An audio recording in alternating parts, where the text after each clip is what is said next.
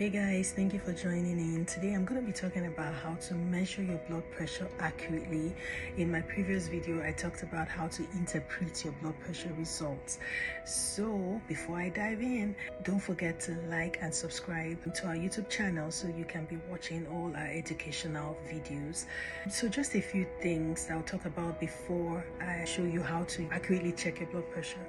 So a few things that can affect your blood pressure reading. Number one, nervousness. If you're nervous or anxious, if you're getting a different reading than what you're getting at home, and you notice that every time you go to the doctor's office, your blood pressure is high, it's definitely white coat syndrome. Secondly, how you sit. If you tend to cross your legs when you're checking your blood pressure, it's going to shoot up your blood pressure. What do you eat or drink?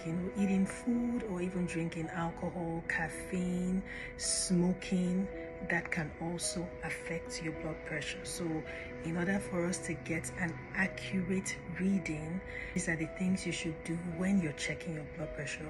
So make sure when you're checking your blood pressure that you're sitting in an upright position in a very good chair with a table in front of you if possible.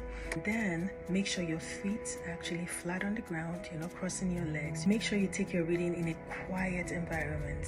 Go to look for a quiet room, quiet space with no distractions before you check your blood pressure. Rest at least 5 minutes. Try to think positive thoughts, be calm, quiet. Now when you get your blood pressure machine, I have mine right here. I typically use the Omron brand. I love Omron, it's a very good brand. And grab your blood pressure cuff and put it just above your elbow right here. Make sure it's up right above that, and the cord is running through your middle finger. So your hand should be facing forward, your palm should be facing upwards on the table, and make sure the blood pressure machine is snugly cuffed to your arm, right? To make sure that you have at least 2 fingers, not too tight, but at least have 2 fingers in between the cuff and your sleeve. Try to do it on your bare arm. I can't take this off, so that's why I'm just doing it on my outfit. Stay still and you check your blood pressure. When you're taking your blood pressure, make sure you're not talking, you're quiet till you get your blood pressure reading. It's okay if you get a high result, you can wait 1 minute and then you can check it on the other arm. Usually we recommend that if you have more than 10 points difference between both arms, you can wait probably 5 minutes and check again.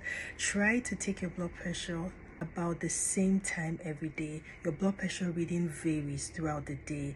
You wake up in the morning, at night, so try to get a diary or an app or a journal where you can write out your blood pressure reading all day. If you take it twice a day, you try to get the average to see what it is.